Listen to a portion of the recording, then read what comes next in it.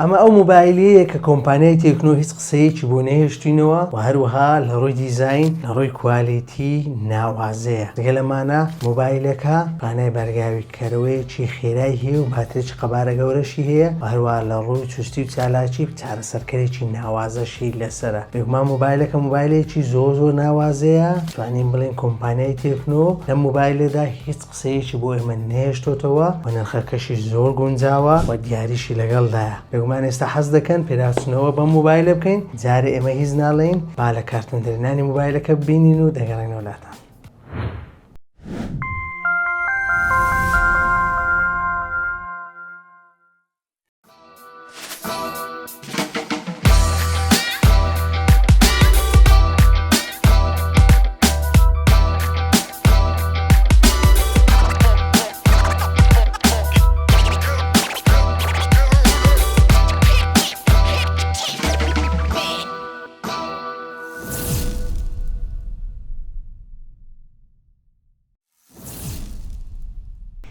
ئەمەی بینیتان لە کارتۆندەرێنانی مۆبایلەکە بوو. هیوادارم بەدڵتان بێ. سڵاوی خوای گەورەتان لێبێ. من مەنسوور باسم لە تێک پلەسەوە خۆم بە خۆشحاڵەزانم. پشتیوان بە خودای گەورە لە ڤیدیۆیەکی نوێ پێداچنوویەکی تایبەت بەبەر هەموو مۆبایلێکی ناوازی کۆمپانیای تێکنۆ لەگەڵتانین کە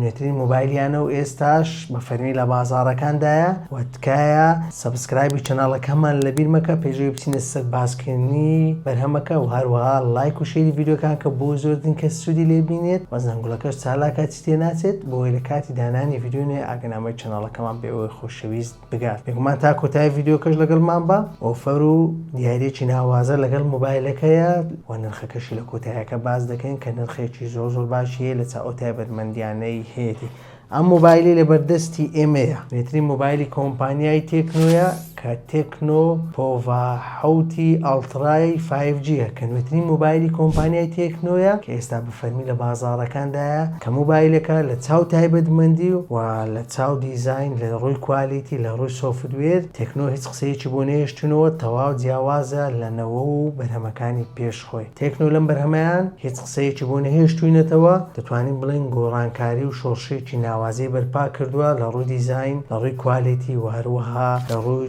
چوستی و چالاکی مۆبایلەکە لە ڕووی چارەسەرکەرەوە. بێگومان مۆبایلەکە مۆبایلێکی زۆر جوانە. لە بەشی پشتەوەیدا توانین بڵێن دیزاینێکی ترانسپارنتی ڕوونی هەیە، واتە دیوی ژوورەوەی مۆبایلەکەمان دیارە کە شتێکی زۆر جوانە و هەروەها مۆبایلەکە بە دوو ڕەنگی جیاواز بەردەست خراوە. ئەو ڕەنگەی لە بەردەستی ئێمە ڕەنگە ڕەشەکەیەتی و بە ڕەنگی سپیش بەردەست خراوە. بێگومان لە ڕووی پشتەوەدا دەتوانین بڵێن لەلاکانی تۆزێک چەمانەوەی هەیە و مۆبایلەکە لە بەشی پشتەوەدا ترانسپارنتە و لە بەشی سەرەوەدا ئەگەر ببینن نووسراوە NFC ئەکە ئاماژەیە کە مۆبایلەکە پشتگیری لە NFC دەکات و لە بەشی خوارەوەشدا 108 مگاپیکسل کامێرەکەمان هەیە لە بن کامێرەکەی نووسراوە کە نووسراوە AI کامێرا، واتە بەژیدی دەستکرد کامێراکەی پێشخراوە لە بەشی کامێرا دێنە سەر باسکردنی تایبەتمەندیەکانی کامێراش. بێگومان لە لایەکانیدا لە لای چەپیدا نووسراوە پۆڤا و لە بەشی خوارەوەشدا نووسراوە دیزاینت بای تێکنۆ و وایرلس چارجینگە و باتێکە 6000 ملی ئەمپێرەکە. ئەمانە هەمووی لە بەشی پشتەوەیدا ئاماژەی پێکردووە بۆی دیزاینێکی ناوازە بدات بە مۆبایلەکە. و لە ڕووی چێشەوە مۆبایلەکەمان دەتوانین بڵێن چێشەکەی تەنیا 197.8 گرامە و هەروەها ئەستوریەکەشی 8.82 میلیمەترە. بێگومان مۆبایلەکە لە لاکانیدا دەتوانین بڵێن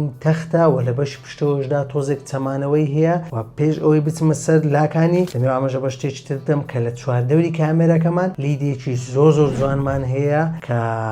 دەتوانم بڵێم شێوازەکەی بە چەندین ئیفێکت لە کاتی لێدانی میوزیک دەگۆڕێت و هەروەها لە کاتی لە دانانی بارگاویکردنەوە دەتوانین بڵێن شێوازێکمان پێدەدا کە ئاماژەیە بۆ ڕێژەی بارگاوی بوونەوەکە و هەروەها بۆ تایمەر و لە کاتی پەیوەندی تەلەفۆنیەکان بۆ ئەمانە هەموو شێوازەکەی دەگۆڕێت کە شتێکی زۆر ناوازێ و جوانە و لە 104 مینی LED لایت پێک هاتووە کە دیزاینێکی زۆر جوانی داوە بە شێوازی کامێراکای پشتی کە شێوازی کامێراکەش پشتی ئەمەشی لە شێوەی سێگۆشەیەک نەخشێنراوە و لەسەر پشتەوەی جێگیر کراوە و فلاشەکەشی لە بنەوەیدا جێگیر کراوە. بێگومان لە لای ڕاستی موبایلەکەمان دوگمەی هەڵکردن و کوژانەوەی موبایلەکەمان هەیە و هەروەها دوگمەی زیادکردن و کەمکردنی دەنگمان هەیە و لە بەشی سەرەوەشماندا مایکێک بوونی هەیە و جگە لەمانە بڵندگۆمان هەیە و لە بەشی چەپدا هیچ فەرمانێک بوونی نییە و لە بەشی خوارەوەدا دەرچەی سیمکارتمان هەیە و مایکێک بوونی هەیە و دەرچەی بارگایکردنەوەی شێوە تایپسیمان هەیە و بە هەمان شێوە بڵندگۆیشمان هەیە و خۆشبەختانە موبایلەکەمان خاوەنداریەتی لە دوانە بڵندگۆی ستریۆ دەکات بە تایبەتمەندی دۆڵبی ئاتمۆس کە ئەمەش دەنگێکی ناوازە دەدات بە موبایلەکە لە کاتی گوێگرتن لە میوزیک یاخود یاری پێکردن کە هەستێکی ناوازەمان پێدەبەخشێت لەبەرەوەی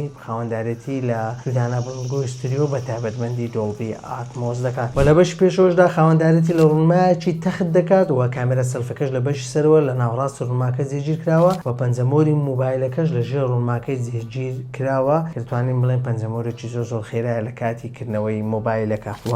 دەتوانین بڵێن موبایلەکەمان خاوەنداریەتی لە پێوەری IP64 دەکات کە بۆ دژە ئاو و هەروە بۆ دژە تۆزش بەکاریت کە مەش تایبەتمەندیێکی گرنگە لە موبایلەکەدا بوونی هەیە. لە ڕووی ڕوونماشەوە موبایلەکەمان خاوەنداریەتی لە ڕوونمای 6.67 ئینچی دەکات لە زۆری ئەمۆلید کە توانای نێوبوونەوەی ڕوونمای موبایلەکەشمان 144 هێرتزە کە ئەو پەڕی توانای وەڵامدانەوەی سەری 52106 هێرتزە و بەرزی چڕی پیکسلەکانیشی 406 ppi هەروە توانای ڕۆژنایی موبایلەکەش لە کاتی بەکارهێنان لە بەر ڕۆژ دەگاتە 4500 نیتس کە مەشتێکی زۆر ناوازەیە. بێگومان خاوەنداریەتی لە بڕوانامەی TUV ئەڵمانی دەکات و PWD مینجیش و ئەمە ژوار دەکات کە هیچ چیشکێکی زیان بەخش لە ڕوونمای موبایلەکەشمان دەرنەچێت و خاوەنداریەتی لە 1 میلیارد ڕەنجیش دەکات. بێگومان ئەمە لە ڕووی ڕوونماوە موبایلەکە ڕوونمایەکی زۆر ناواز و پێرفێکتی لەسرە کە دەتوانین بڵین هیچ قسەیەکی بۆ ئێمە نەهێشتۆتەوە و لە ڕووی چارەسەرکەریشەوە موبایلەکە خاوەنداریەتی لە چارەسەرکەری کۆمپانیای میدیاتێک دەکات کە میدیاتێکی 8350 4 نانۆمەتریە بە ڕایاڵەی 5G و یەکەی ڕێخەری گرافیکەکەشی مالی G615 MC6. بێگومان موبایلەکە خاوەنداریەتی لە سیستەمێکی ساردکەرەوە دەکات کە 12 چینی ساردکەرەوەی کە ئەمەش وا دەکات لە کاتی یاری قورسەکاندا موبایلەکەمان زۆر بە ئەستەم گەرم ببێت و توانای موبایلەکەمان بەجێگیری بێڵێتەوە و توانای لەدەست نەدات. ئەمە شتێکی تایبەتە لە موبایلەدا بوونی هەیە و لە PUBG موبایلدا کە ئێمە تاقیکردنەوەمان لەسەر کردووە خاوەنداریەتی لە 120 FPS دەکات کە ئەمە شتێکی ناوازەیە و لە یاری Call of Duty و هەروەها Free Fireیش خاوەنداریەتی لە 90 FPS دەکات کە ئەمەش بە هەمان شێوە شتێکی ناوازەیە کە لە موبایلەدا بوونی هەیە لە ڕووی چارەسەرکەرەوە توانایەکی ناوازەی هەیە کە ئێمە چەندین یاریمان لەسەر تێست کردو و تاقی کردوتەوە. بێگومان شتێکی زۆر ناوازەیە لە ڕووی چارەسەرکردەوە بەراورد بە نرخەکەی کە لە کۆتاییەکەیدا باسی دەکەین. لە بەشی پشتەوەدا موبایلەکە خاوەنداریەتی لە دوو دانە کامێرا دەکات کە کامێرا سەرچیەکەی 108 مێگاپیکسلە کە لە ڕووی وێنە چرکاندنەوە وێنەی زۆر ناوازەی پێدەگیرێت و ئێمە کۆمەڵە وێنەمان پێ تاقی کردوتەوە کە ئێستا دەیبینن و کامێرا دومیشی ئەڵتراوایدە بە ڕۆنی 8 مێگاپیکسل و بە هەمان شێوە ئێمە کۆمەڵێک وێنەمان بۆ زوم پێ تاقی کردوتەوە لە جۆری ئەڵتراواید 1x 2x 3x 5x تەنانەت DX و CXیش کە توانایەکی زۆر باشی هەیە لە ڕووی وێنە چرکاندنەوە و موبایلەکە دەتوانێت ڤیدیۆ گرتە تۆمار کات بە ڕوونی 4K و 6 فریم لە چرکەیەکدا کە ئەمە شتێکی ناوازەیە لە موبایلەدا بوونی هەیە. بێگومان لە ڕووی کامێرای سلفیشەوە موبایلەکەمان خاوەنداریەتی لە کامێرایەکی سلفی دەکات بە ڕوونی 13 مێگاپیکسل. بێگومان موبایلەکەش لە ڕووی کامێراوە بە زیرەکی دەستکرد پێشخراوە کە ئەمەش وا دەکات کە ئەنجامی وێنەکانمان بە باشی بداتێت و ئەنجامی وێنەکانمان لە ڕووی کامێراوە وێنەی زۆر باش و گونجاومان بداتێت و کوالیتی و ڕوونی وێنەکانمان لێ تێک نەدات. لە ڕووی باتریشەوە وەکو لە سەرتا باسمان کرد موبایلەکە خاوەنداریەتی لە باتریی قەبارە گەورە دەکات کە 6000 ملی ئەمپێرە بە توانای بارگای بوونەوەی 7 وات کە دەتوانێت موبایلەکە لە 0 تاکو 150 بە 18 خولەک بارگای بکاتەوە و لە 0 تاکو 100 بە 44 خولەک بارگای بکاتەوە. بێگومان موبایلەکە خاوەنداریەتی لە بەرگاویکردنەوەی وایرلێسیش دەکات و لە نێو کارتۆنەکەشیدا کەڤەرێکی ماکسەیفی لەگەڵدایە کە دەتوانی بە شێوەی وایرلێس موبایلەکە بارگای بکەیتەوە بە توانای بارگای بەرگایبوونەوەی سیوات بە خاوەندایەتی لە بەرگایبوونەوەی پێچەوانەش دەکات بە توانای بەرگایبوونەوەی دەوات کەمانش تایبەتمەندی زۆر گرنگن کە لە باتری و توانای بەرگایبوونەوەی ئەم مۆبایلە دابوونی هەیە لە ڕووی ڕووکار و لە ڕووی سیستەمی شەوە مۆبایلەکە خاوەندایەت لە نوێترین ڕووکاری کۆمپانیای تێکنۆ دەکات کە iOS 15 بنچی نەکراوە لەسەر ئەندرۆیدی 15 کە دەتوانم بڵێم ئەو ڕووکارەشی کەستەمایزە لەگەڵ یاری سایبەرپانک کە ڕووکارێکی زۆر ناوازی لەسەرەوە دەتوانین بڵێن لە ڕووکارەوە کۆمپانیای تێکنۆ کەمترین خاڵی لاوازی هەیە و ڕووکارەکەی لەم ساڵانەی کۆتاییدا زۆر پێش خستووە و زۆر ناوازەیە بێگومان مۆبایلێکی زۆر ناوازێ ئێمە ماوەی چەندین ڕۆژە لە لامانەوە بەکارمان هێناوە لە ڕۆی باتری لە ڕۆی چارەسەرکەر لە ڕۆی ڕوونما و تەنانەت لە ڕۆی دیزاینیشەوە کە وەکو سەرەتا ئاماژەم پێکرد دیزاینەکەی زۆر جوانە و لە ڕۆی کوالیتیشەوە کۆمپانیای تێکنۆ لەم مۆبایلەدا تواناکانی پێش خستووە و باشترین دیزاین و کوالیتی لەم مۆبایلەدا بەردەست خستووە بۆ بەکارهێنەرە ئەم مۆبایلە لە کاتی کڕینی دیارێکی تایبەتی لەگەڵە کە پاوەربانکێکە توانم بڵێم نرخەکەشی زۆرە بە نزیکەی 170,000 ناری عراقیە دەتوانی بە شێوەی وایرلس مۆبایلەکە بارگای بکاتەوە بۆ ئەو کەسانی تەنیا کە ناوی خۆیان تۆمار دەکەن بۆ داواکاری پێشوەختە بۆ کڕین بۆ ئەم مۆبایلە و داواکاری پێشوەختەش بۆ کڕینی ئەم مۆبایلە تاکو 19 مانگ بەردەستەوە وەلینکەکانیشمان لە دیسکریپشنی ئەم ڤیدیۆی داناوە دەتوانن ناوەکانی خۆتان تۆمار بکەن و سوود وەرگرن لەو دیاری کە لەگەڵ ئەم مۆبایلەدا بوونی هەیە مۆبایلەکەمان بە دوو جۆر ڕام بەردەست خراوە و بە یەک جۆر بیرگەشت بۆ ڕامی 8 گیگابایت و 8 گیگابایت ڕامی زیادکراویتر بەمە دەبێتە 16 گیگابایت ڕام و بیرگەی 256 گیگابایت بە نرخی 375,000 ناری عراقی بەردەست خراوە بۆ فرۆشتن و بۆ ڕامی 12 گیگابایت و 12 گیگابایت ڕامی زیادکراویتر بەمەش دەبێتە 24 گیگابایت ڕام و بیرگەی 256 گیگابایت بە نرخی 399,000 ناری عراقی بەردەست خراوە بۆ فرۆشتن و لە بیریشی مەکەن داواکاری پێشکڕین دووبارەی دەکەمەوە تاکو 19 مانگ بەردەست خراوە بۆ فرۆشتن و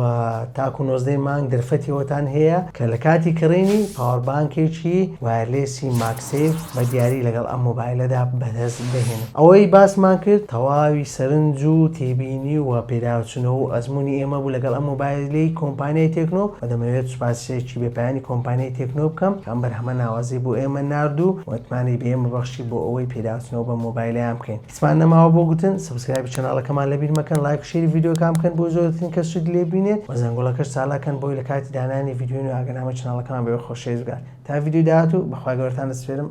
خواتان لەگەڵ